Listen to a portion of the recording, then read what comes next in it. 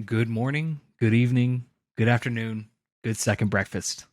Wherever you are in the world, whatever time it is, welcome to the Boonafide Experience podcast.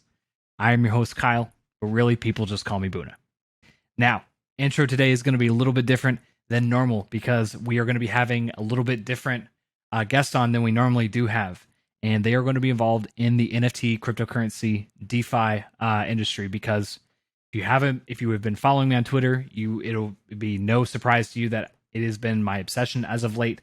I feel incredibly at home in this industry. There are incredibly talented, innovative, just passionate people that believe in the same thing that I do, and I could not be more jazzed to be building this future with them. So, with that being said, these are going to be a lot of the guests that I'm bringing on to the show. So, for the audience who has stuck with me to this point, I'm incredibly grateful. I seriously hope you continue to stick around because, gaming and esports are going to have a great crossover with NFTs. You heard it here first. I genuinely believe that. And I genuinely believe that I am going to be one of the pioneers, along with a lot of amazing others that help bring this space to light and bring this incredible technology to people in the future. With that being said, NFT community that has recently followed me, welcome. Thank you so much for following me. We are going to be talking about everything from pop culture, NFTs, cryptocurrency, collectibles, DeFi, regulation. I already have a few additional guests lined up that I'm just incredibly excited to release or to talk to, and not release, talk to. Which brings us to our today's episode. First guest in this industry, his name is Joshua Donner. And if you follow Gary Vee or Gary Vaynerchuk, he has a blog, 1:37 p.m. They recently featured an article, where the U.S. Olympian gold medal winner for the U.S. men's fencing team, Curtis McDowell, brought a CryptoPunk profile picture onto the biggest stage in arguably the world, which was the Olympics. And that CryptoPunk was Josh's. It was Josh's idea after they had met through, both Curtis and Josh had met through a mutual friend. And so I don't want to give away too much of the story, but that is initially how I found Josh. We talk everything from NFTs, his story with Curtis, CryptoPunks, the history of it, regulation, what's going to be required, what ideas he had, and also his side hustle, or not side hustle, it is his main hustle, Mynting, which is basically the MySpace for NFT collectibles to show them off. I know this is an insanely long intro compared to normal. So with that being said, I'm incredibly grateful that you are all here, and I am jacked that you get to listen to this episode. Let's go ahead and get started with the show. Good evening, Josh. How are you? I'm good, man. How you doing, Kyle? I'm doing fantastic. I just went and got some Chick-fil-A. I got some coffee, got some water. Dog hopefully won't bark in the background, but if she does, we'll just roll with it. Because we're doing this whole remote recording gig. I'm from Toronto, and we only have one Chick-fil-A in Canada, so it No opened and shit. everyone went crazy. So, I mean, it's the Lord's chicken, right? You can't really go wrong with it it. is. It is. I like that. Yeah, man. It's almost like a running joke. Like a Chick-fil-A will never like close down, and it's like once you get a Chick-fil-A, like that's how you know you really made it. You know what I mean? Like as a town or as a city, or like I when you're hear it. like Chick-fil-A is good. They don't make bad investments because I've never seen one shut down. I So hear it. yeah, Love man. it. Well, Josh, thank you. So just for everyone who's listening in, I hadn't recorded. We haven't done a podcast in probably about a month and a half, and especially within these last few months, well, really since March, like if you've been following my Twitter, like I've gone through these spurts where I just dive deep down the rabbit hole in NFTs and cryptocurrency, and then I'll just not talk about it for a little bit. And then I'll like dive deep down into the weeds, and then I won't talk about it. And I'm in one of those phases where we're like, I think I'm going to stick with it, and I've been reading a lot of stories, and I ran into Josh from a story that was written from Gary V's 1:37 p.m. About the recent transition from CryptoPunks, or I guess the connectivity or transition, or I don't know what the right word is, but basically the awareness of CryptoPunks on the biggest stage, arguably in the entire world, which is the Olympics. Yeah, I'll give a little So, context there. I was one of the first yep. people in the world to buy an NFT back in July 2017. There's a small group of us that were buying these things called CryptoPunks, and it was really unclear of like what an NFT was, its impact on the world back then. And I think I bought a few of them. Well, I did buy a few of them for a few $100 each, and then forgot about them for 4 years. And then obviously the NBA did NBA Top Shot, and it came into the consciousness of everyone of like, holy, this is like a really interesting new monetization model for content and ownership of content, and being able to sell things direct to consumer versus selling things solely through broadcasters. And so that just blew open NFTs, and CryptoPunks, because they were first, became extremely valuable. And then what you're referring to, Kyle, is I actually, with Curtis McDowell, took the first CryptoPunk to the Olympics. So he's on the men's USA fencing team, and he does the individual epee, but also the team epee. And his whole team actually had CryptoPunks as their avatars. And we put out a tweet about it, and it got like 800 likes. Gary V followed him. It was just crazy. Dude, I mean, and it's funny, Gary's involvement in this scene. It's amazing to see his presence and a lot of the good that he's done, because the reason I follow Gary is because he's a human and he's practical, and he'll be really hype about something, but he's like, look, like a lot of these are going to fail, invest only what you can afford to lose. He's like trying to like drive home these messages, and it's been really cool to see his presence. But that's actually, how I found Josh, and I said, this is a cool crossover, and Josh actually just tagged me in a tweet today on social media, and here we are doing a podcast recording about, NFTs and CryptoPunks and I had everything energy. in I between. needed to talk about CryptoPunks because it's been going crazy. Yeah, what's cool about Gary V is back in February, we're in the CryptoPunks Discord by Larva Labs, and all of a sudden Gary V joins it, and people just like went crazy. They're like, "What is happening?" They're like, "Gary, do you own punks?" And he's like right in there engaging with people, which is super cool for someone at his level. He gets in there and he really genuinely talks to people, responds to tweets, all this kind of stuff. And he's like, yeah, I got, I don't know, 50, 60, 70 of these things. He's been buying them very quietly. And sure enough, the market went crazy. I think what it needed was that like check mark of credibility. And then once he started doing it, it's like FaZe Banks, 900 or 100 Thieves. I forget the gentleman there, but Nade Shot. And then a number of other like, Wilson Chandler, NBA player, Matt Kalish, founder of DraftKings, like high profile people. So it's been really cool. So I'll just give you some background for me. Like I'm fairly new to it. I started getting interested back in the hype train that was Beeple back in March, with the whole 5,000 days and the $68 million or $69 million bid. That was when it really first caught my attention, because before I didn't really like cryptocurrency. Like Bitcoin had its heyday where everyone was really talking about it. There's a lot of buzz back 3 to 5 years ago, and I'm just like, this is fucking stupid. I don't understand anything about this. I don't see the real value. And so I bought some I think I bought $50 worth of Bitcoin and $50 worth of XRP, and then I just left it in my wallet and forgot about it. You know what I mean? Yeah, man.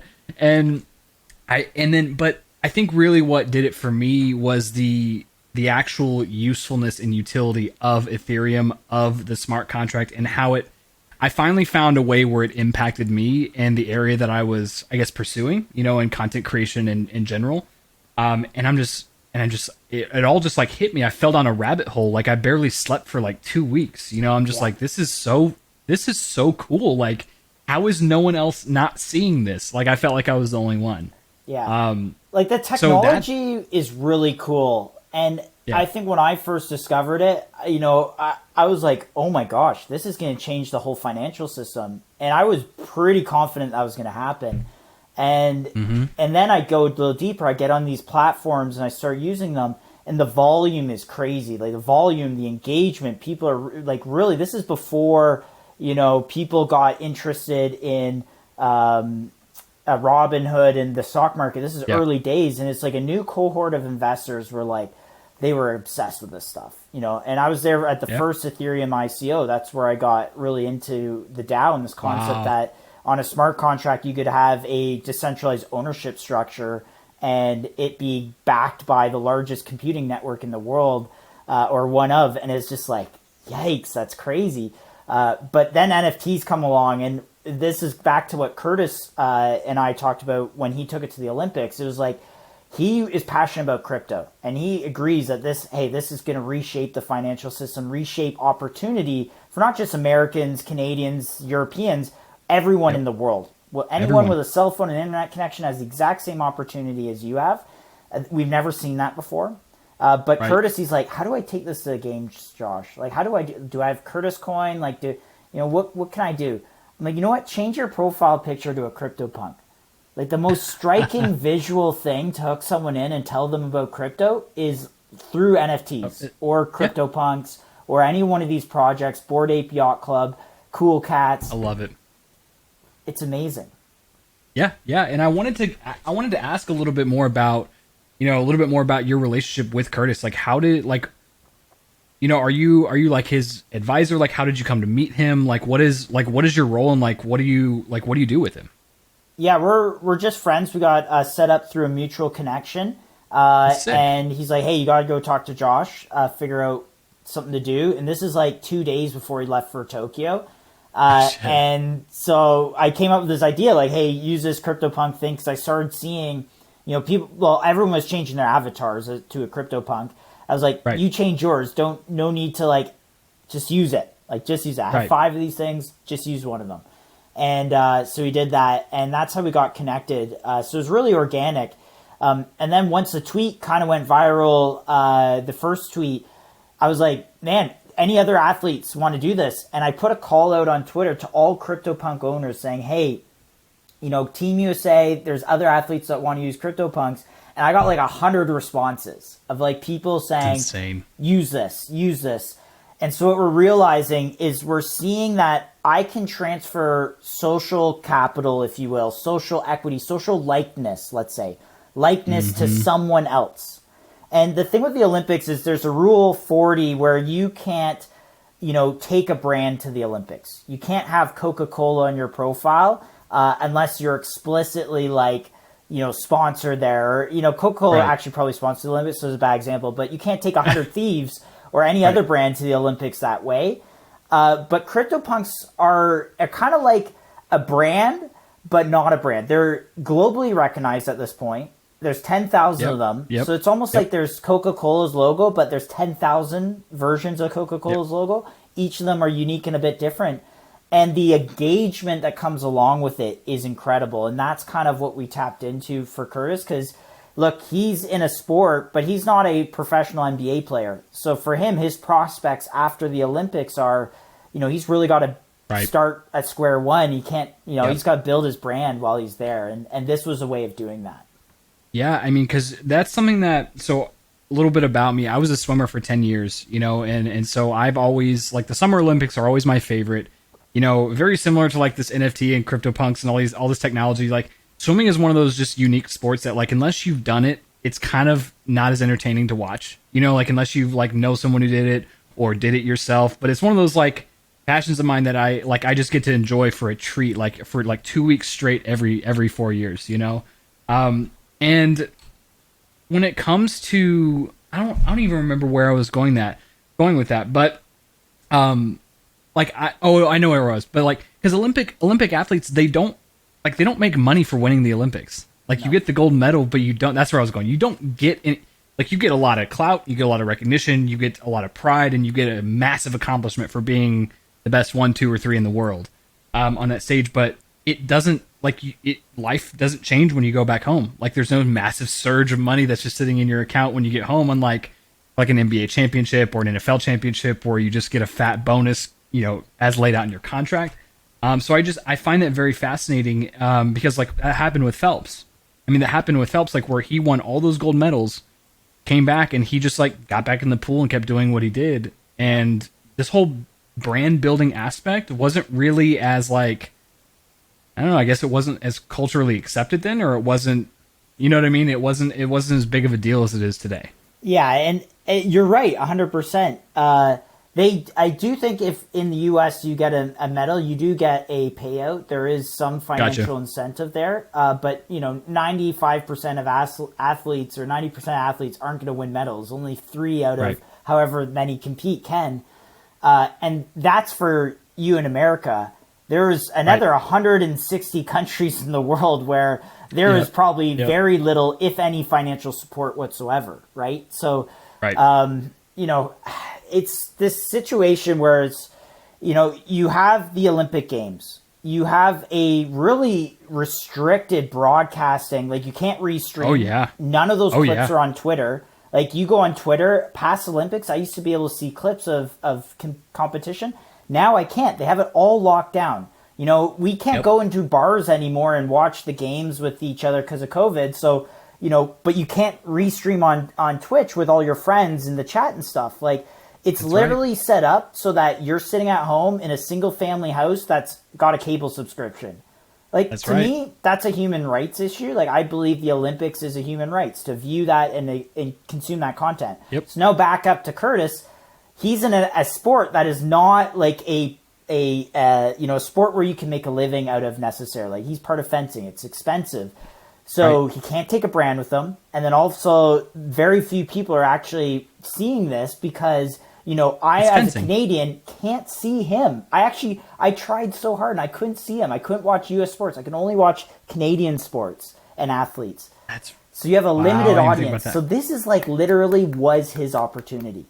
Take one of these things to the game and unlocked anyone in the world that understands what CryptoPunks are part of that community. We're just cheering him on, supporting him, doing everything they could, jumping on a live stream to say, hey man, we're with you. And that's a little bit of a, not a protest, but we'll say kind of like doing something different. Right. Well, it's a way to spark attention while still following and still abiding by the strict guidelines that the Olympic puts in place. And I think that's genius of how you did that, because it's a back door. You know, it's a back door, and it's right onto the biggest stage in the entire world, and they couldn't do anything about it. You know what I mean? His Twitter went from, I think he had 1 follower on Twitter, and in like 1 week it was up to like 650.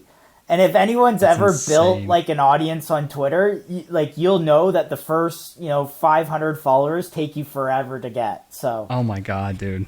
Yeah. Yeah. It's insane. And so I love that we're kind of talking about the Olympics, because it represents the globe, like it punks global, Olympics global. You know, I actually recently bought a piece from a South African artist, and I have to like look at her Twitter. Her name is Mariska Becker, you know, and it's like, the style of visual art, like, here's something that like fascinates me about like NFTs, and like what I learned about myself is that I could care less about like a Van Gogh or like a Mona Lisa, or do I respect like the art and the time that it was painted. It probably was very voodoo to be a painter back in their time. Like, I can respect it, but I'm not gonna go.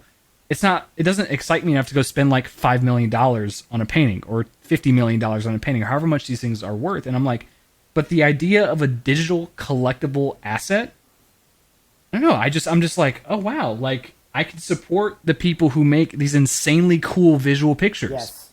Can you drop the link in the chat just so I can link it? Yeah, let me talk on this, because we get a lot of these questions about the traditional art world and the NFT world, and the early NFT, thing was very much, hey, we're going after art, essentially, ownership. We're creating digital art, all this kind of stuff, creating value in the digital space. Whereas art traditionally was only an analog thing. That's where the value was. And if it was in the digital sense, like let's say music streaming, it was usually being ripped off.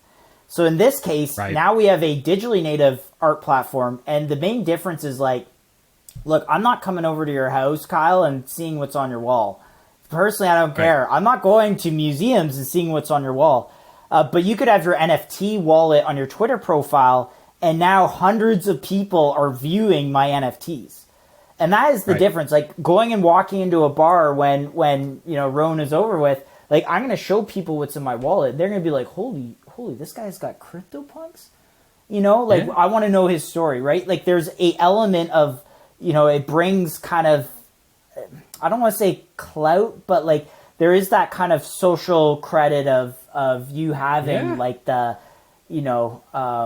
Group of Seven painting, which in Canada, they're extremely famous, and those are sold around the world, but of any famous artists, really. Yeah. Do you own one of her NFTs? Mariska. Yeah. Yeah. So if you go to either like, so I linked her Twitter there, but if you go to the second link in my wallet, um, right there, it is the intergalactic piece. I can actually Check it out. share it on screen here. It's a new feature on this platform I that I'm love talking going about to. art. Yeah, I mean, and this is a really cool. Oh, dude, you have two World of Women? Yo, Yeah, I awesome. do. I I love it. do. See, this is it, man. Yeah, I get to look at your wallet and I instantly know what you got. yeah, yeah. This is, And and this as is by big far deal, my. I'm not coming over to check your wallet, Kyle, but I see it in your wallet. I love this. Yeah, man. I mean, and so this is, but like because see, we have gotten so conditioned to like right clicking and save as. It's like the most common argument about NFTs, like and saving these pieces of work where the artist literally gets zero credit, where it gets Yeah. ripped and it gets no, but like we don't, and it's like the world has gotten so used to that. It's like this took so much time to actually make. You Yeah. know what I mean? Like this took probably a lot of time to make, and so it's cool to be able to like have people get their bag and provide a lot of value and provide a source of exclusivity at the same time and build Can a I community out of it. And can I talk on the save as thing for a second? So this is yeah, you're no, right, common go for it. argument, the save as club. And what's really It's my crazy favorite. if you think about the early internet, like people who created fonts or created music and people were downloading it illegally, like that was a negative thing. It was like they're Yep. stealing from me.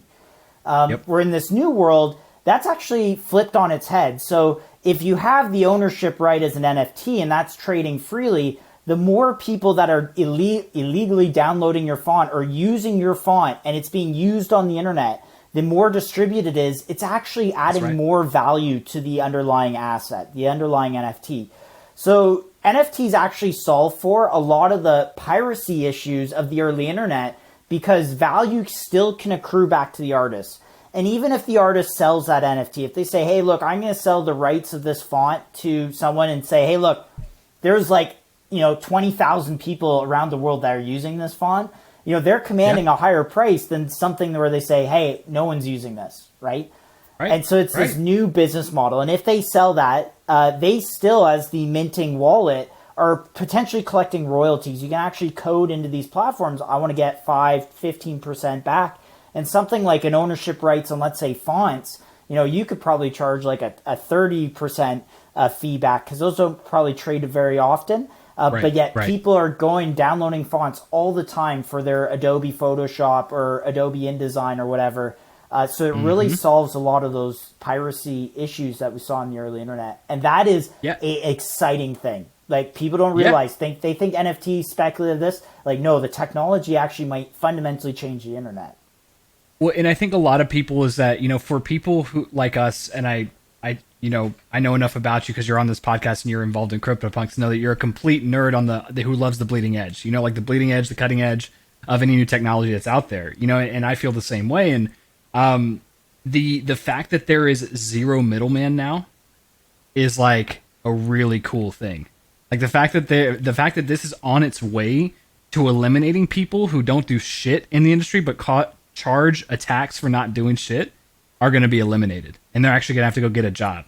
You know what I mean? They're going to actually go do something, and it's going to be a little like I personally think as quickly as this is moving, it's still going to be a while before like I get most excited about the music scene, and what impacts this can have on that, but I still think it's going to be a very strong, like it's going to be a really hard battle because like the music industry is so, this is the way things are, and it is so, the roots are so deep across the world about how the music industry works that I just get this feeling like it's going to be a really hard fought battle, like to get like musicians the rights that they actually deserve, that they own them. Like, what does ownership of a song even mean? What happens to studios? Do they even play a role in this anymore, or do they just disappear? Like, I don't know. So I'd love to know your take on that. Like, you're just like like random Yeah. thoughts on that. So first off, I don't hate the middlemen. I know this is a common crypto thing where like people are like, we're cutting out the middlemen. Like I understand where that comes from, but we got to understand that in the early internet, you needed humans and companies to build this stuff. Sure. Like that is the reality. You have to have organized labor, people working on common problems, and that's what companies were. I think now that is shifting to you are working on top of a network. So you might see that networks, blockchains, however you want to say it, are actually going to start competing with incumbent companies. And, labels, let's say back to music, they might just see it's harder to make money. And probably part of that is like it's harder to attract new talent because new talent is realizing they can go direct to consumer on day one and still fund what they're doing. And if you think let's take an iconic artist like Mac Miller when he was coming up. Mac Miller was an independent artist for a very long time. He would have been perfect for this NFT age because he could have sold his rights and not maybe his rights, but his collectibles to consumers directly, earned some money. And then as his career grew, as he went from mixtapes to albums to really launching, tens of millions, hundreds of millions of views on YouTube, those collectibles become more valuable. They start transacting, they trade hands. So he doesn't need the record label. And what's crazy is when you get 10,000 people that own your NFT, let's say, those people are all big fans of you, but they're financially incentivized in your success. And you now have 10,000 raving fans are like, hey man, go check this out. Hey, go check this artist out. Go check this artist out. It's a brand new dynamic. We've never seen it before. And so, I don't hate on middlemen. I just think the business model is changing. And I do think labels will take advantage of some of this. They will be liquidity providers. They will be there with money because that's what they have to offer. And they do have some distribution. But it's just going to be a new way of doing it that it might take a generation or two of artists to really weed that out of the only way is a label. And where you see most of them go direct to consumer. That might take 10 years still. Yeah. Or it could happen much faster, but you know what I mean? Yeah. Yeah. It could. And I like the way you put that. I guess it's a common thing for not only me but a lot of people to do where it's just even though middlemen for the most part are working on the network, but there's probably 10% that are bad apples, 5 to 10% that are and then I tend to focus on that much and blow it up Spears, look at the nightmare she's in right now. There's a lot of bad apples. There are. I mean, you look at Taylor Swift literally re-recorded her own album. You know what I mean? I thought that was genius, and I'm like, someone owns the rights to her music, and they're like a venture fund. Yeah, it's nuts. It's crazy that this is so. This I think when you zoom out of this a little bit, what this problem this solves, because before this industry came along, I did not know anything about music rights, finances, the financial industry, how any of it worked, and I think this in its own light is giving someone I look at the stock market, I'm like, I don't want to invest in stocks. That's boring as fuck. That. I mean, I'm sure I'll have some sort of diverse portfolio, but people that are day trading stocks or really invested in watching the market move. I'm like, this NFTs allow me to do that with something visually appealing and have a community attached to it. Yes. You know what I mean? And I get to learn while having a good time, and I get to make sometimes small, sometimes large mistakes, but I get to I'm having fun doing it, and I get to be around a bunch of people who are having the same experience. Yeah. And this is a sorry to cut you off, Kyle, but this is a funny dynamic because selling a Cryptopunk is like selling a family member. I'm serious. Yeah. And that's how it feels. And it's look, the crypto run of the last run was all about tokens, right? You didn't care. Yep. You had no attachment to the tokens, but other than just I want to make money. Let's get real. People in crypto were I want to make money. Yeah. Yeah, some 100%. Of them want to change the world, but many of them were there to make money. You want to make money. You want to buy a nice house, buy a car, of course. Everyone wants a better 100%. Living, right? Yeah. But CryptoPunks is different. NFTs are different. And it's because this becomes part of your identity. This is my profile picture on Twitter. And to let go of Punk 1641 here is going to be extremely painful when I do. If I do, but it has become part of who I am. And, people know me. It's on my LinkedIn, Facebook, Twitter, Instagram. Oh, that's awesome. And people know that's me from it. If I were to change that all of a sudden, it would take people a bit of time to adjust. So, You're Right. right. It is a market. It's a true market, like collectibles. Gary Vee goes out and it trades all sorts of analog things like basketball cards and Base, whatnot. And that's baseball cards. cool. Yep. Yep. Baseball Yep. cards. But now we're seeing a digital version of that, and it has those elements: community. It's like selling something as part of your identity or expression. Like how do you put a price Yeah. on that? Yeah, exactly. And what's wild is that we're seeing this in, what's the irony is that like I'm pretty I'm pretty rooted in the gaming community on, especially on Twitter, and it's like the gaming community, the funny thing is that they have some of the most pushback on NFTs when from what I see, they're like the biggest use case of why NFTs actually exist through weapon skins, through emotes, through games like Fortnite, Valorant, CS:GO, like these skins that literally provide no value to the act. Like they don't make you better, but they make you feel better because that is like your style and that's your way of expressing yourself.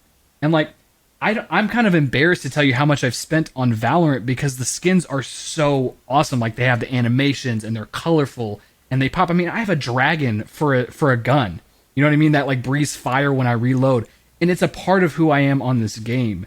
And I feel that it's such an interesting thing that like these become like a part of like who we are, what we do. And I just wanted to bring up the point of like the irony of that, like the gaming community is some of the people that are most against it, but yet they're the people who are like proving the concept of why this actually will work. You know what I mean? Yeah, what's funny about what you just described, it's with CryptoPunk specifically, for me at least, it is all those Yeah. elements, but it's like my life, right? Right. I talk to clients, and the reason clients are maybe engaging with me is because they see this thing and they're like, what is that, Josh? I want to learn, right? I want to Yeah. understand. I see Gary Vee talk about it. I see it on the news. Christie, Sotheby's, they all are doing it. Why do you have that in your profile? Can you explain that? I've gotten more opportunities thrown my way career-wise because this is my profile picture.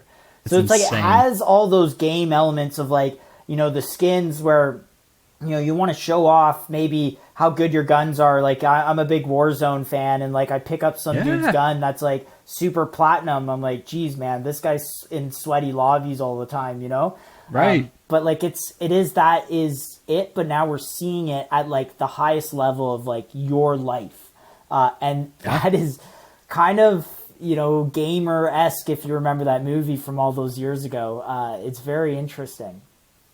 It's just an evolution of it. I think Yeah. it's taking an element of something we like really enjoyed and where it's expanding it to apply to like the real world, and like that almost is kind of a just a head spin in and of itself. You know what I mean? Like it's kind of crazy to like think about this because I grew up in the day where I grew up with dial up, and then we had high speed internet, but the conversation around that time was don't meet anyone else, don't meet anyone on the internet. Everyone's out to get you. Don't accept anything. You can't share common interests. Like it was always like people on the other end of a computer were always malicious and they were always bad and everyone was so cautious. And now we're using these pieces of art, these literal pixelated art, and we're using that as our entire identity now. And it actually means something now, and it didn't back then. And the other thing I want to add too is like, not only are you using it as your identity, but maybe as your career grows or your likeness grows as a human being, or you become a streamer, the value of your underlying asset also goes up in value because someone is like, hey, I owned, the first CryptoPunk that went to the Olympics, or maybe this person used to own it, right? Like it adds some value to it, which is very fascinating. What I found interesting about what you said about the gamers is I remember someone in CS:GO telling me that they were trading these skins. This must have been 2015, and all of a sudden my head flicked that, oh my gosh, a digital asset could be valuable. And I actually at the time, this is before I really knew about Bitcoin or Ethereum, I was like, that is a very powerful concept. A digital asset, a scarce digital asset. That's incredible. That could be worth real money. And then when Bitcoin came along, like in my awareness in 2016, like that's when I got into the space. Right. I had that pretext of that conversation I had with someone that was trading these skins, and I was like off to the races. I knew digital assets were going to be a huge thing. And like $2 trillion is nothing. Well, the market cap's not even 2 trillion. It's less than that now. Yeah. Like gold is Yeah. 10 trillion. So people understand the insane. market size of gold is $10 trillion. And if you stack Bitcoin and gold up side by side and you say store of value, transmissibly, can I transact with this? Is it accepted around the world? Do I have custody of my own keys? All these like feature sets. Bitcoin is like check, check, check, check, check. Gold can't do any of this stuff. Right. It can't. Right? Like no one Yeah. gives a shit about gold anymore. I'm sorry, Peter Schiff. No one cares. So look, if Bitcoin hits that point, like what are you talking? We're talking like almost like $1 million a coin. I think that is like almost the trade of a decade, and it's completely decentralized. That's just it's for real. It's a head case. Like, and like I was actually having a conversation with my buddy today because what I'm recently seeing is now like the profile picture NFTs have like really been taking off, but now I've been seeing a lot of photography artists really taking off. And he's kind of like making his way as a photographer and like still doing free shoots for people. And I'm just like, hey, have you heard about this? And he's like, yeah, but like, I don't really know. And I had a hard time the challenge I have is like trying to break this down for someone who either has zero interest or who doesn't know anything about it, or you know what I mean? And like just trying to explain the concept and how it applies to them. I want to say I hope I helped. I know I planted a seed, but he's like, thanks, man. Like you kind of just like left me in the space I was when I first heard about Bitcoin in 2015. I have no idea. Because I don't really know my niche yet. I'm dabbling here and there. And so I'm just like, it's almost like a vomit. Like it's almost like an information vomit. I'm like, this is what it is. Here's how it could apply to you. Here's what you do. Here's how you do it. Here's what other people have done. You know what I mean? It's wild. Right now I'm pulling up Justin Aversano. So Justin Aversano is a photographer that did a series called Twin Flames, and it's 100 pictures of twins. So everyone is twins, and he did this before like really NFTs, and essentially brought this body of work into the NFT space. And just kind of was involved with the CryptoPunks community. So he was really involved with taking the CryptoPunks and putting them on billboards in Miami, putting on billboards in New York, and putting them on billboards in London. So I have his Twin Flames collection. So you go OpenSea collection - Twin Flames. It's traded 1,600 Ethereum. So 1,600 Ether. Its floor price is 60 Ether. So this guy, I'm assuming, getting at least like 5% of all these transactions. So to your photography buddy out there, show him this page and be like, look, Justin, could have made here 800 Ether off, or sorry, not 800 Ether, but about 80 to maybe 200 Ether off this collection. I don't know what he gets when these transacts, but that is a very good living.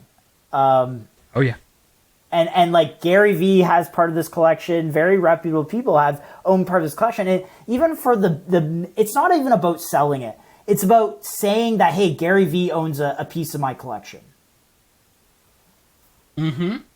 Right? Because in parts of in a couple of these other NFT communities I'm a part of, a lot of people are actually hustling for Gary's attention. You know what I mean? Like they're trying to figure out how to get Gary to get the plug on this new project. And he really went above and beyond for World of Women. I mean, that was a really he actually put their Instagram, like he put their website in his Instagram bio. I mean, that's massive. No, Can of course, pull up World of Women? Yeah, 100%. 100%. What a cool project, man. So I got into a Twitter beef a little bit with someone who was like, Gary, this is cringe. Like, you shouldn't be peddling these projects, all this kind of stuff. And I'm like, you know what? Actually, this project deserves attention. This is an amazing project. And they're all female artists. And the artwork is actually great. Like, it looks very, very good. And it's traded well. And you know what? All he did was say, look, like, I believe in these artists. I believe in this art. I believe in this project. It's freedom of speech, right? He's disclosed his positions in all of this. He's been very transparent. And, You know, I think that's amazing. He just supported independent artists that can now make a living. They can pay their bills. They can feed their families. They can go on and do amazing things. Like, we are literally the renaissance of the 1500s or whatever it was. We are seeing another renaissance for art right now.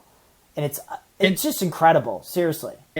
And I've looked back at like the Renaissance period in art, like not studied it, but like, you know, like of course I've read about it, seen it like in books and movies and like things like that. I'm just like, what a cool time, you know, like what a cool time that was, and like the level of energy and level of vibrance that it brought to a community.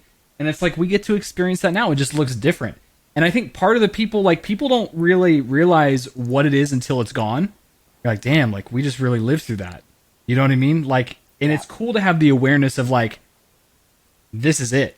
Like this is it. You know what I mean? Like we are smack dab in the middle of it, and we are figuring this thing out again. And we are taking history, we're applying it to a new technology, we're applying it in a different way. But like it I don't know. It's just it's hard to like really argue that, and it's hard to like ignore it, I guess is the right word, because one of the coolest things that I was able to do. So in my place of business, we have a couple of ERG groups, and one of them is our women's network, where we help women get into leadership positions or bring awareness or give them tools to do that. And I shared this because, you know, in my company, I'm probably like one of 3 people out of 1,000-person company that like knows what NFTs are, you know, much less cares about them. And I brought this up, and I said in the group, and this actually inspired one of the women in tech.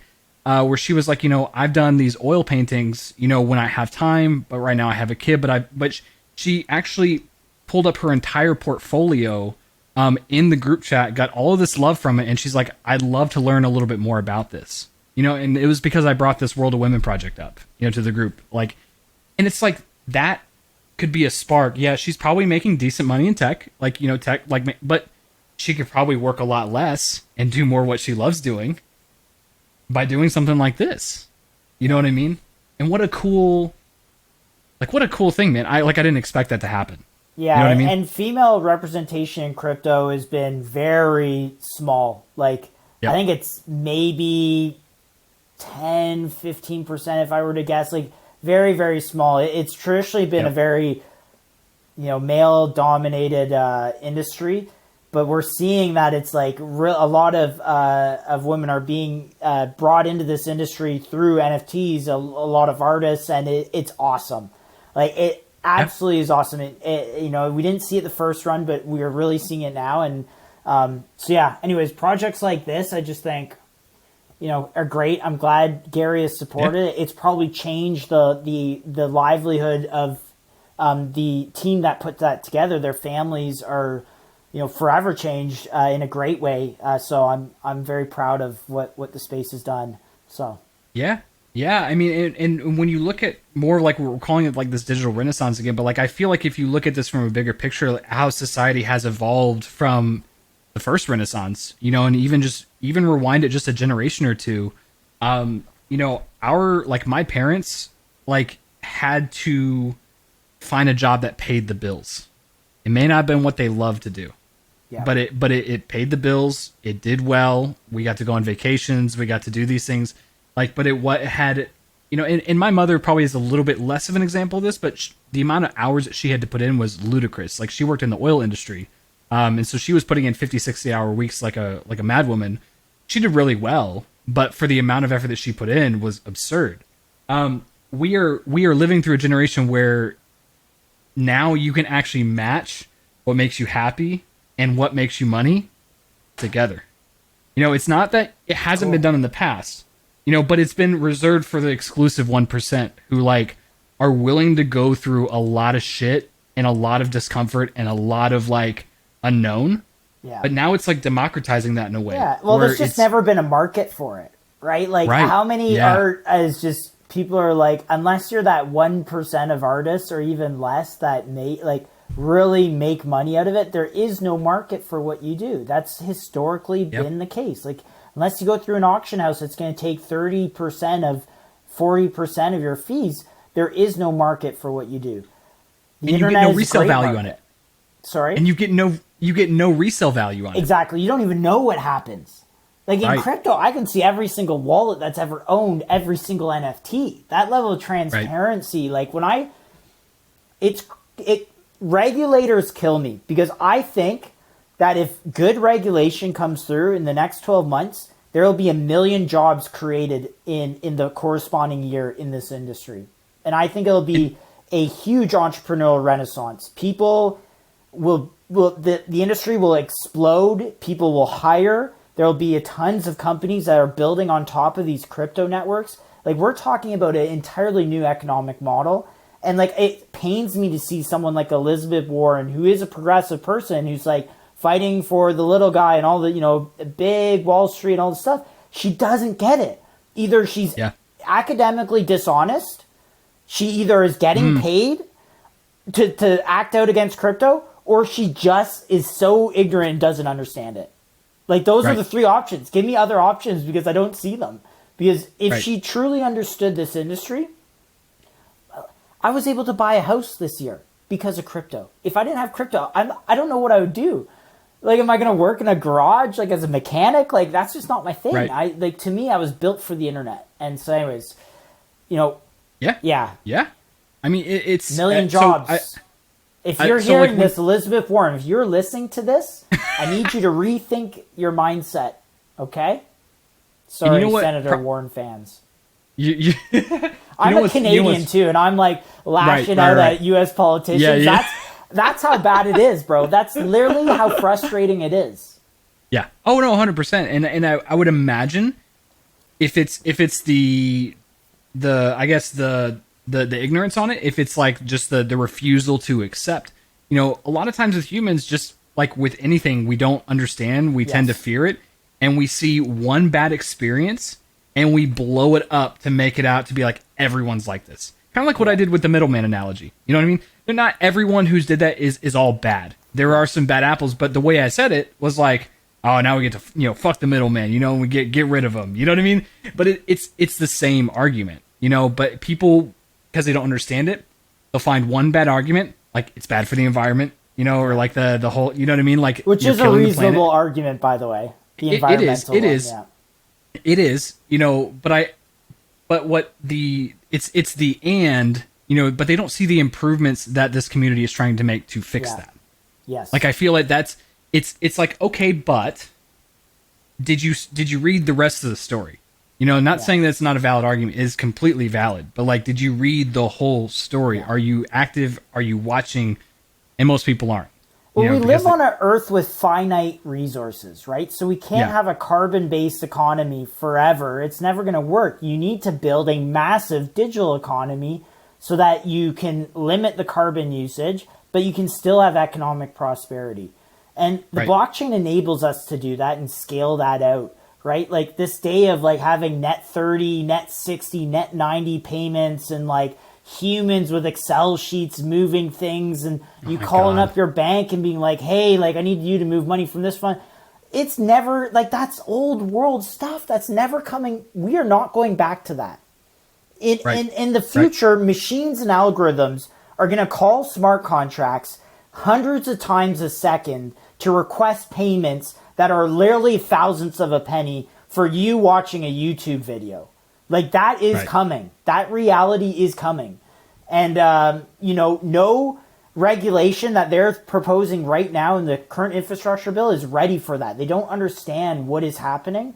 Anyways, I digress, but, you know, it is crazy. So, yeah, I mean, so something that, like, you had mentioned, and you just mentioned it, you also mentioned it in our DMs a little earlier, when it comes to like regulation, like what is right regulation? Like, in your words, in your world, in your view, like what does that mean?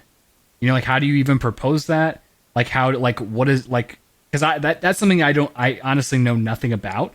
So I'm just like, it's more of a curiosity thing for me to learn. You know, full transparency, I'm not a lawyer or regulator, but what I would say is anything not financial advice, that maximizes freedom and economic opportunity and minimizes potentials for scams and investors getting hurt. So whatever framework, those are the two goals. If Gary Gensler came out at the SEC or the CFTC or whatever and said, we're going to create a new financial regulatory system for crypto, And our two objectives are to maximize economic activity within this ecosystem and minimize scams to investors. And that's all he said. That's amazing, right? You know, and maybe scams, and I'll add on like things like money laundering and terrorist financing, which honestly is a tiny percent of what crypto is today of the market size versus what everyone thinks it is. And let's be real, the largest money launderers in history are HSBC. Okay, so let's call a spade. You know, the largest system of using for buying drugs and stuff is called the US dollar. There's one node and like a 27 trillion supply, and it's concentrated in like 0.01% of all wallets. I was literally about to interrupt you and say that. Yeah, Sorry. yeah, 100%. Yeah. Well, it's true though. Like it's like sure, I'm sure people use it for money laundering. I'm sure people use it for like really shitty activities. It's technology. But it's like you're acting like that didn't happen before this. That's like the way the story is being told is like this has just never happened before this. Bitcoiners invented money laundering apparently, which is not true, by the way. Right. It's not.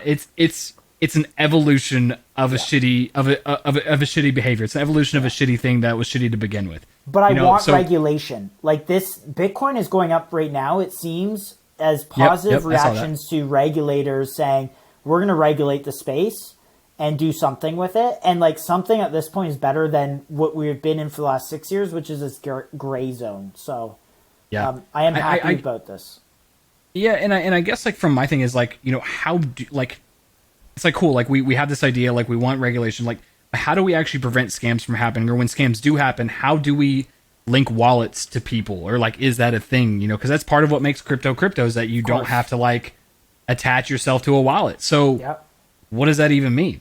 Like that's where I come into, like I'm all for that. I'm just like, but how does that happen?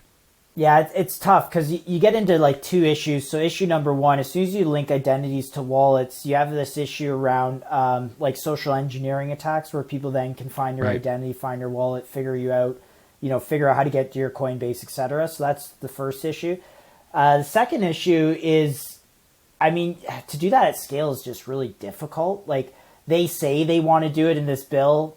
For instance, there's a line in the infrastructure bill that says if you're a transmitter of cryptocurrency, you have to find the identity of these people. What they don't realize is that technically an Ethereum miner that mines a block is transmitting cryptocurrency. They're enabling that exchange.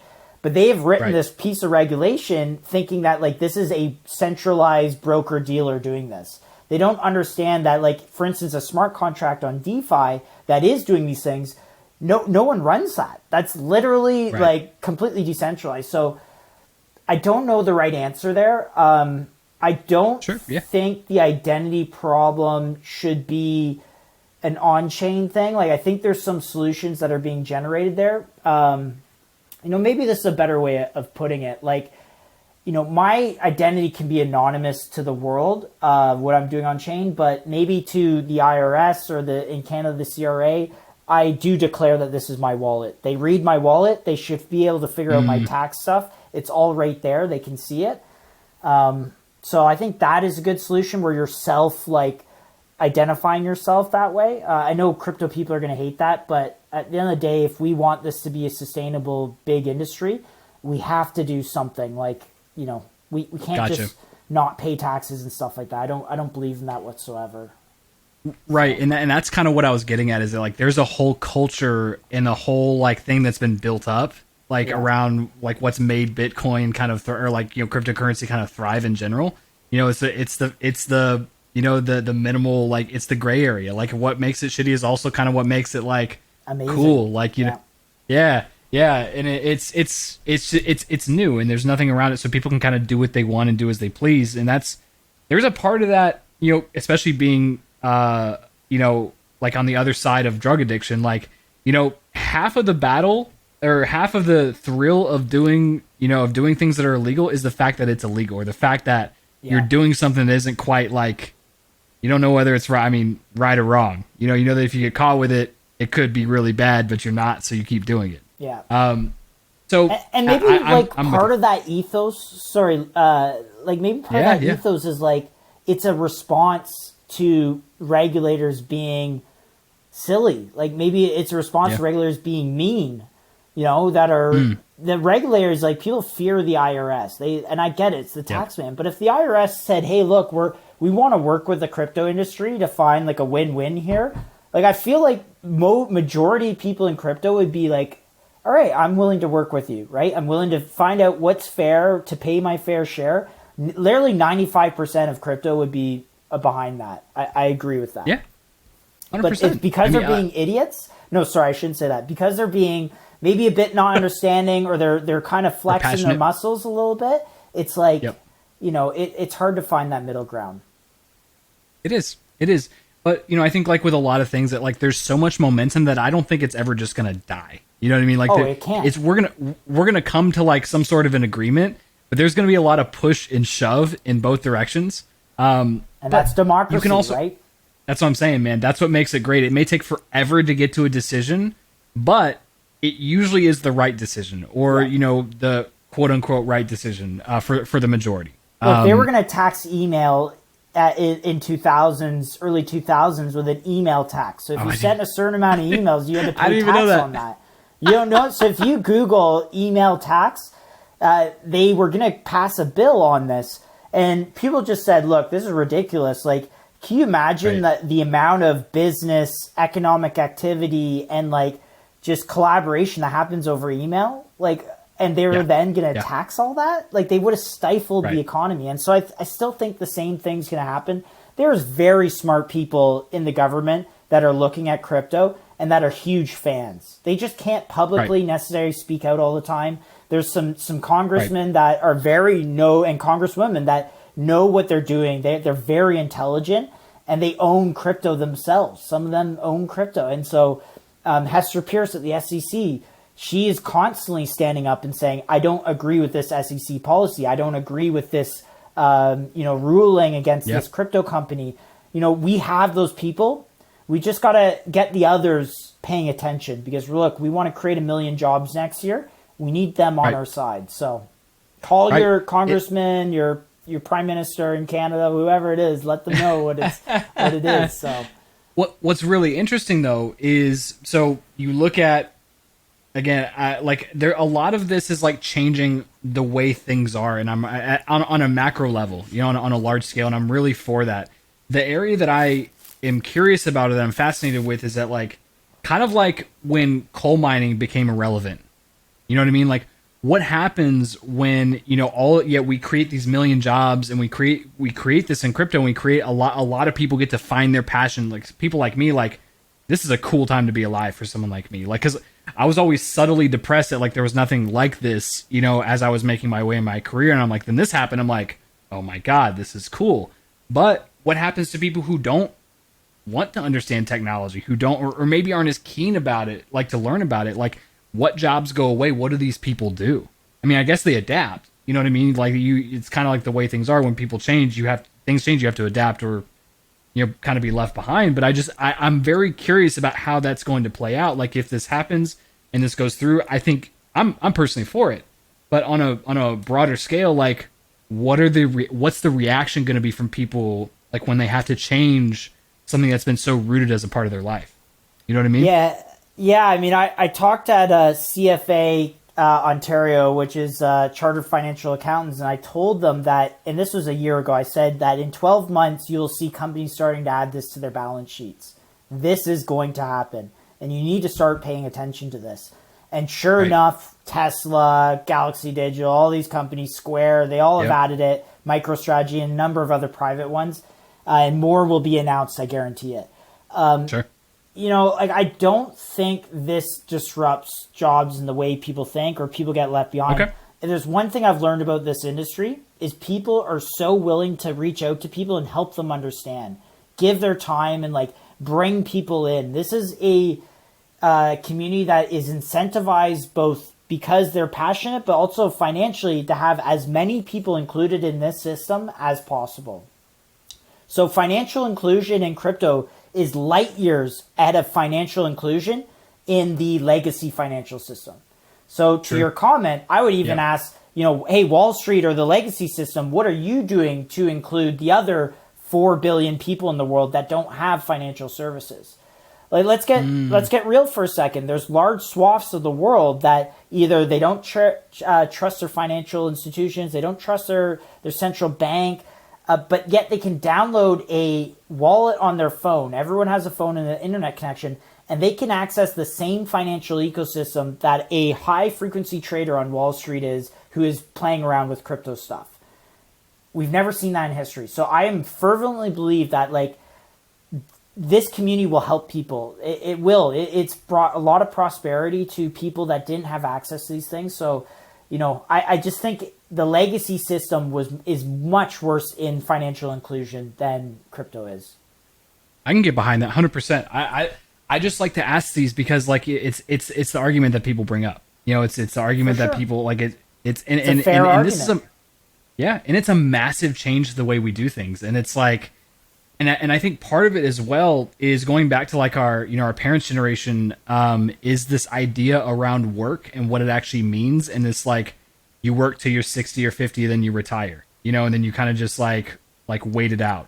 I know for me, that's not something that is really appealing to me. Like if I'm doing what I love, I want to work for as long as I can.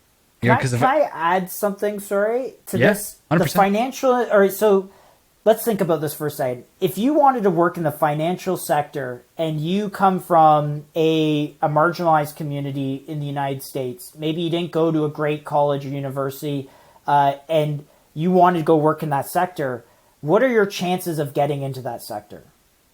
Very, very little, very few opportunities. And the reason is these are large centralized institutions that their incentive is to hire people from top universities. Hey, my dad knows your dad. That kind of ecosystem. Right. If you look at the crypto world, you don't have companies. You have a network. And a network, you don't need to ask anyone or apply or try and the network doesn't care where you come from, socioeconomical, economic, the color of your skin or where you're from geographically. It's the internet. So, my thing is I think it again will create more opportunity for people that didn't have access to go work at Goldman Sachs. They can now go work in this ecosystem, and whether they work for a company or they work for themselves by providing value to someone else who then someone else pays them from another part of the world. I think that's inclusion in my opinion, because you're not going to a company, you're going to work on top of a network. And there's a very big distinction there. I like that. No, and I like that. And where I was going with it is that there's a mindset around just having enough to be okay. You know what I mean? That's it's a mentality, and I grew up with it. It's you need to save this amount, you need to live not frugally, but really be disciplined about a lot of these things, and you just because there's not. Basically, it was there's this underlying tone of making this top level of money or making this insane amount of money is not really that possible. That's at least the way it was communicated to me, where it's just get a job that pays $100,000 a year. You know what I mean? If you can get to that point, invest in some stocks, do this, be pretty typical, be pretty just be pretty realistic about it. That was the word that was used. But because it's but that argument or that statement or the way that was transmitted to me at least was basically just tell me those people that make a lot of money on business, or they're a movie star, or they're an actor, or they're a content creator, that's not really not that possible. You don't really want to take a bet on that. You don't really want to get involved in that because it's just not really a thing. You know what I mean? It's almost it was recognized as not realistic or not reality. But I think that now that there is this democratization, to your point, this inclusivity and this democratization of money making opportunity through things that actually make people happy, I think it changes the game. Here's another thought on this. How many people do you think out of 100 know what a central bank is? Truly understand what a central bank does? Understand what it does or know what it is? Two different things. People will probably have heard it in headlines and stuff like that, but knows what it does. Oh, probably maybe one or two. One or two? I would say it's almost probably one or less than one if you look at it over at scale. And I'm one of those.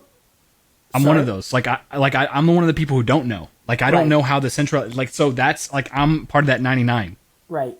How Yeah. much Yeah. was housing up last year in the United States? Because in Canada, it was up, the average index for housing was up 25% last year during the greatest economic crisis and complete lockdowns that we've ever had.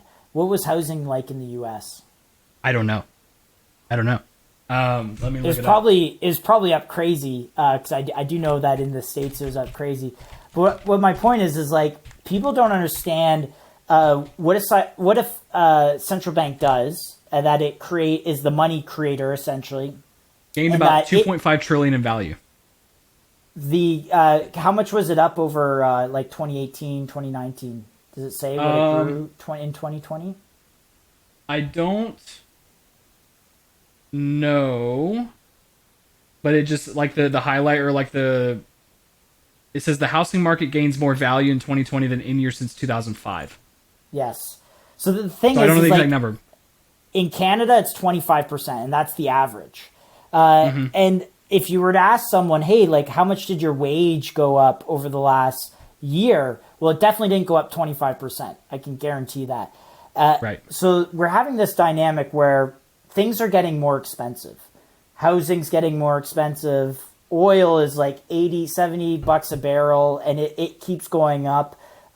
You have just consumer goods. If you went to a grocery store, and at least I'm recognizing this, where I'm starting to buy things, I look at my thing, I'm like, I didn't buy any meat or steak, and my bill is like $40 for just vegetables, right? Like the cost of living is going up, and people's wages aren't growing at the same rate. And so you have this dynamic where money is being issued into the system to kind of plug the hole from COVID, which is, I think, great. I'm glad they've made sure that people have checks. Like in Canada, for instance, back in February 2020, when COVID's first hit, every Canadian who was laid off had $2,000 biweekly deposited into their bank account. Yeah. Yeah. Okay? Like you in the States were having like issues, the systems, like maybe someone wanted to sign the checks. Boom. In Canada, our social systems were ready to go, and like boom, people had checks. They didn't worry about putting food on the table. The problem when a bank or the central bank creates that money or the government spends it, the central bank has to create it to plug that hole, is it causes the price of assets to go up. Interest rates are pinned at zero. And so very few people understand the effect a central bank has on their life. But right now, inflation is not 2%. I can guarantee you that inflation is probably 15% in the United States, but it's kind of hidden. Like it's hidden in things that they don't look at statistically. So, and housing being a big one of those, that's probably the largest cost center. So, my point here is like in that environment, you have very few opportunities to kind of insulate yourself from it, right? And unless you have stocks, real estate, assets, it's very difficult to, where you have this thing called Bitcoin, which came along and said, hey, we have a fixed monetary supply. We're a guaranteed scarce digital asset. It's almost like in the way your iPhone or the apps on your phone delivered value to it, Bitcoin is giving you a application that you can kind of, hedge yourself against that system. And, this is kind of why Bitcoin went on a big run from 10K to 60K was this idea that central banks around the world are printing money and we need a way to protect our wealth. And, that's why the stock market's hitting all-time highs. All these things are happening. But I think what I want people to do is just Google central bank, understand how they work, because this time now, more than any time in history, it affects how we live and how we can afford to live. Our parents didn't necessarily deal with it. They dealt with high interest rates. So my parents' first mortgage, I think, was like 15% on their mortgage. But then they had bonds that were yielding 8%, right? Like they could put money in bonds and get a return. But bonds and GICs now are yielding zero. And that's a hard environment to save in. Yeah, it really is. So, I mean, no, I enjoy that. So I want to like bring it full circle almost because we've gone into like a few different directions. No. That's the whole point. Like that's my favorite. That's why I do this.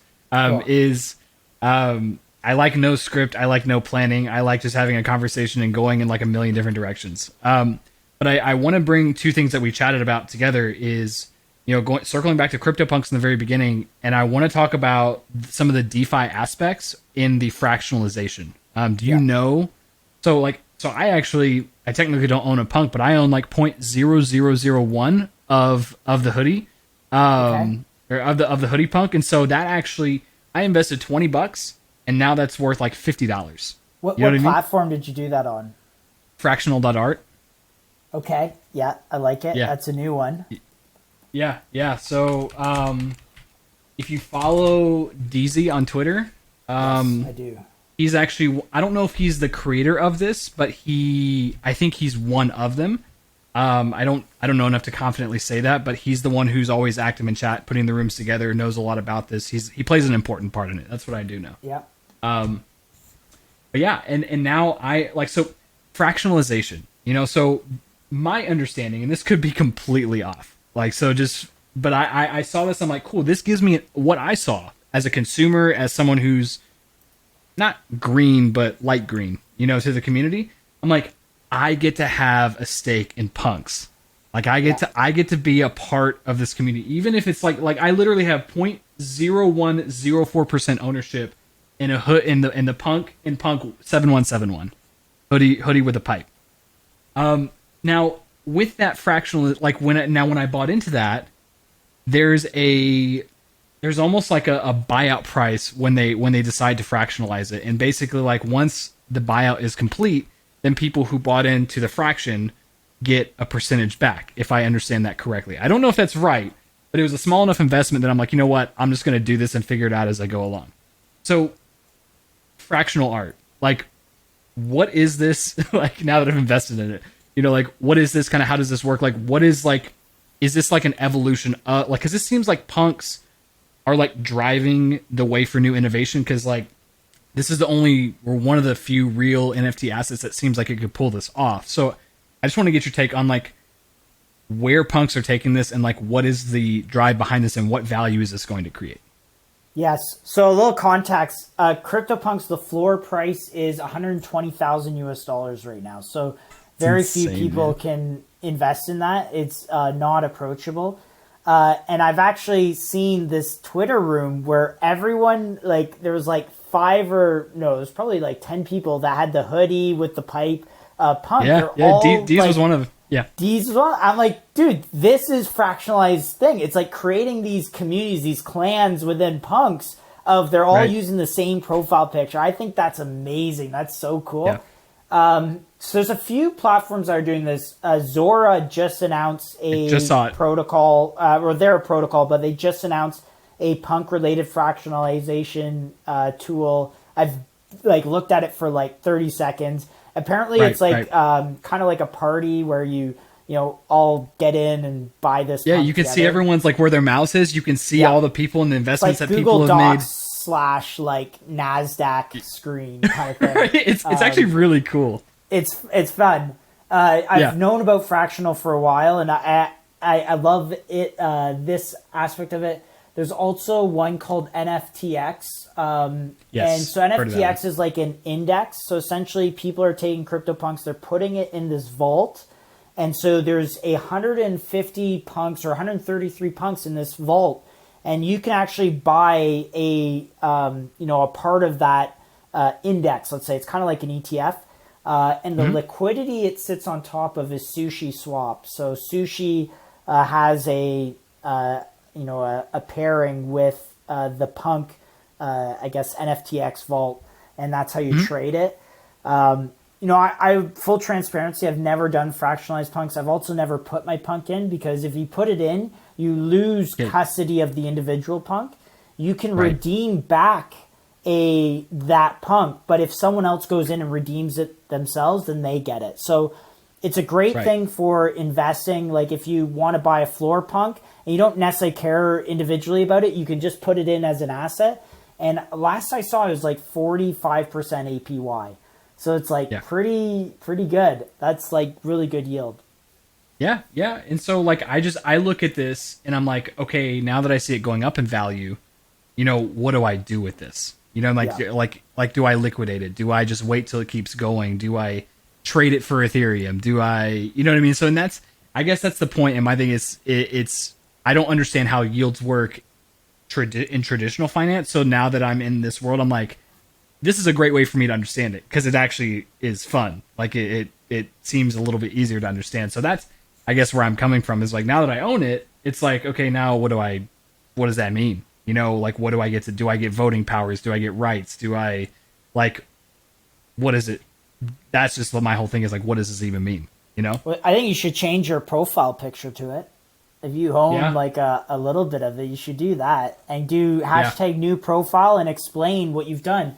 This is a tweet that you should do literally tomorrow. I will retweet it.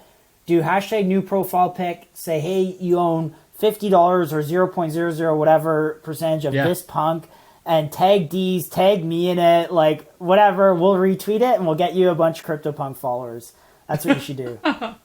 Hell yeah, man. But here's the investment utility, right? So like you're buying something for its likeness, right? It is part of this massive community, and an easy way for you to get additional social media following and all those stuff is just $50 here and be part of that. And we've always seen investments that are like, you know, before Dogecoin and the meme coin idea, like that didn't really exist. So this is all pretty new.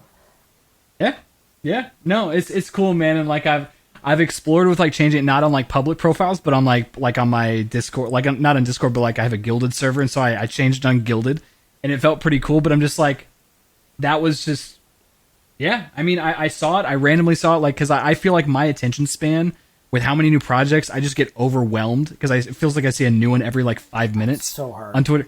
It's unbelievable. Like it's hard to like live your actual life and stay up to date with everything that's happening here. It's unbelievable. But I just thought that was a cool opportunity. I'm like, you know what? It's a small investment. Like I don't need to like go invest like even $100. You know, I didn't have $100 to invest at the time. I was like, I have 20. You know, so can I do that?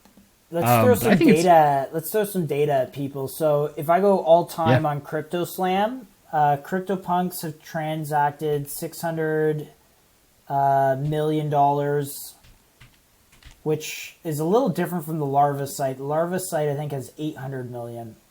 Let's try. Yeah, 804 million.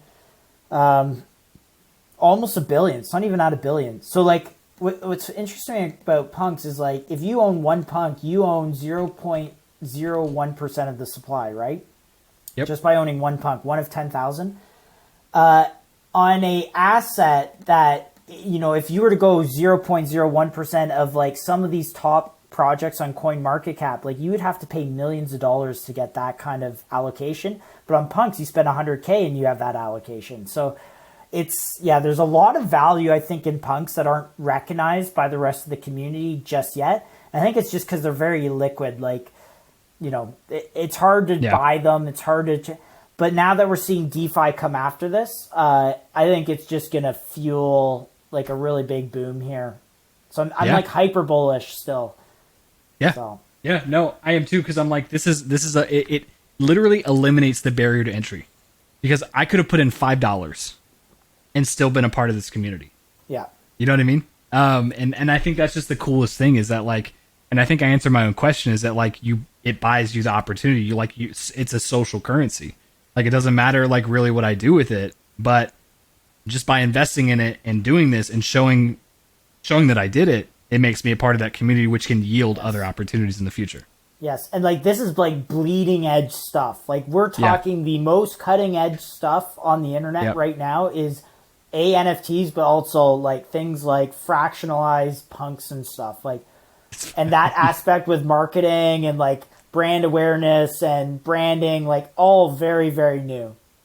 Yeah, man. So it's exciting to see. You know, one question I had, like, kind of as we like wrap things up here, man, like is, you know, we have CryptoPunks as like the headline. You know, it's like it is like the project. It was it was the innovator, not the innovator, but like it was one of the first of its kind.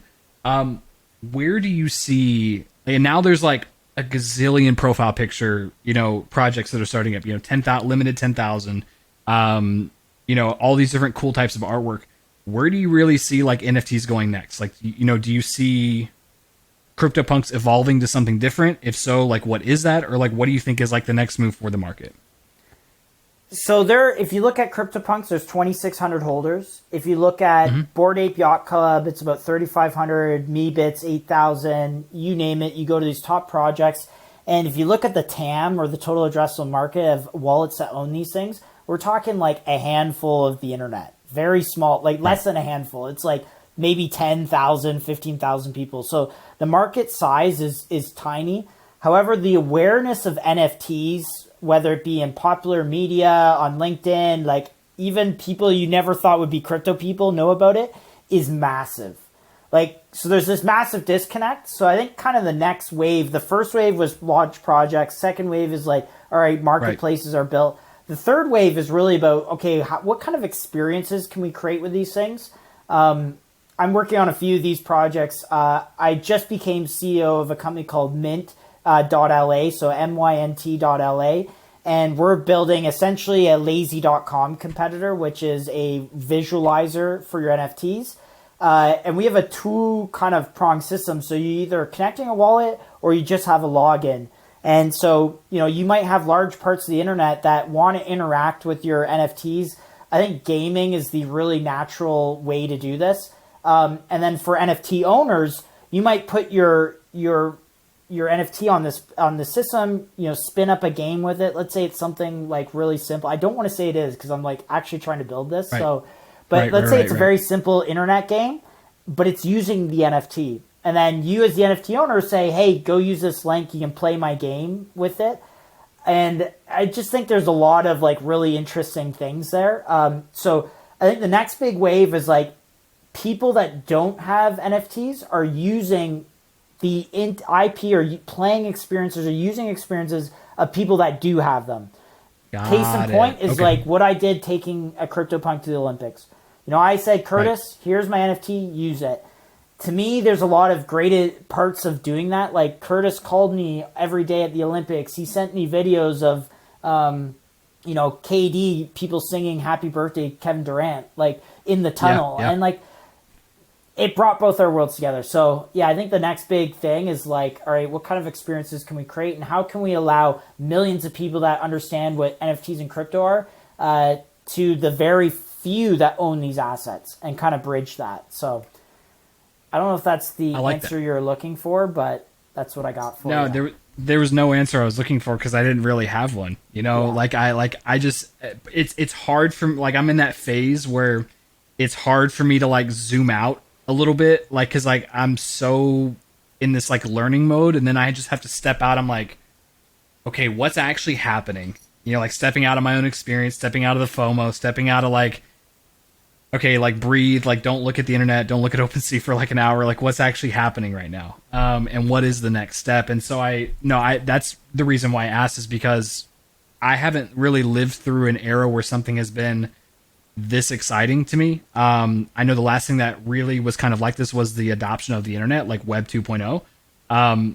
But I wasn't really old enough to comprehend or understand like what people were saying, what that actually meant, what was actually happening right in front of me. And so I guess just like that's like where I lean into people who have been through things like that and that understand the history behind this and how this isn't any different. That's who I'm relying on, The financialization of digital media on the internet is going to be profound, and we are like literally 4 months into that process, or 6 months into that process. So what a time to be alive, man. Financialization of the internet. Let's go. I love it, dude. I love it. Well, Josh, man, it's been an absolute treat to have you on. I think we need to do another one of these, I'm sure in the future, because I'm sure a month down the road, there will be like 18 new things to talk about in this space. Anytime. Yeah, man. And anything. So I'd like to like, because a lot of my audience is not, or at least my assumption, I don't fully know. A lot of my audience probably doesn't fully understand, crypto NFTs, or like at least to the level that you do or that I do. If you had to give any sort of advice to someone who's not financial advice, but just like coming into the scene to like understand like what we're at here and like what we're doing, like where would you point them? Like what direction would you even point them in to start? Two things. So information wise, I think the best podcast on the internet, other than yours, of course, Kyle, is the Pomp podcast by Anthony Pompliano. Anthony Pompliano, maybe you can link it. Pomp podcast. I've learned so much through Pomp there. He's amazing. He has so many great people on there.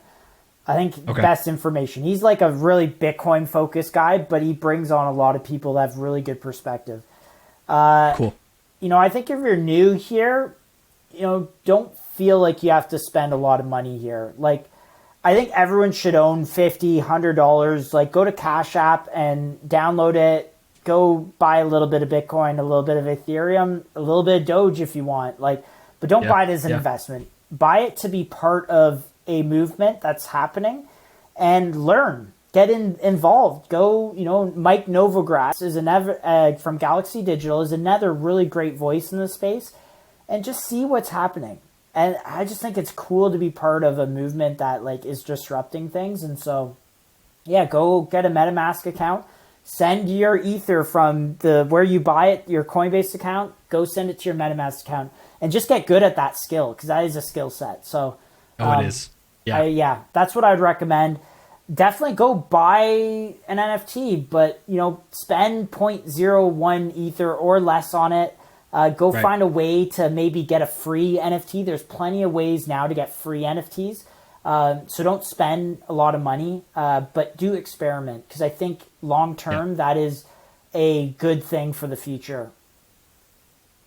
I think you hit it like the nail on the head. Is like it's a lot of it's the mindset towards this, which is the one I've had. Is like I go in investing something that I'm prepared to lose. Like I would like it doesn't matter like whether I have it or not. But like to me, like in order to I can read about this and listen to all the podcasts I want, but until I actually experience it as a user, I don't have any perspective. Like I have no unique perspective. I just have the jumbled perspectives of people that I enjoy to follow. But I have no like foundation behind anything that I say. And that was like the difference between me in March versus me now, is that like I was like really excited about it, but I was still very reluctant to invest in it. Yeah. I'm like, I still don't know. Like it's exciting, but like there was like this barrier that I'm just like, I can't do it. Go on Twitter and DM Cryptopunk owners or Bored Ape Yacht Club owners and just be like, hey, can I use your profile picture for 30 days or something like that? And see what they say. I guarantee a lot of them will say yes. Just say, hey, I'm trying to learn. I want to be part of the community. And they'll say, go for it. Yeah. DM on, me. man. Link my Twitter. Yeah. Anyone DMs me and says, hey, I would love to use a Cryptopunk as my avatar, I will allow you to use one of my punks. Absolutely. Hell yeah, man. I mean, I do transcribes of all this podcast. I'll link a lot of those things. I'll link your socials, link everything in the show notes as well. That way we can rock and roll, man. But Josh, it's been a treat. Kyle, we're gonna have to do this again. Happy to make your acquaintance. Yeah, absolutely. Have a great night, everyone. Be safe.